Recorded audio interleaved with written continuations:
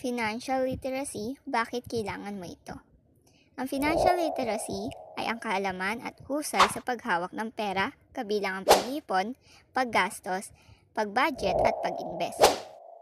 May 5 reasons bakit mahalaga ang financial literacy. Number 1, responsableng paghawak ng pera.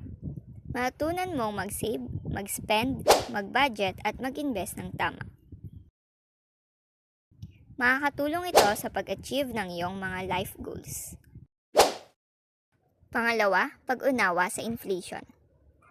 Mauunawaan mo kung paano tumaas ang presyo ng mga bilihin at ang epekto nito sa iyong pera. Makakatulong ito para maging handa sa pagtaas ng cost of living.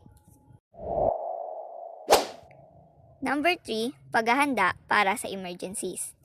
Importante ang pagkakaroon ng emergency fund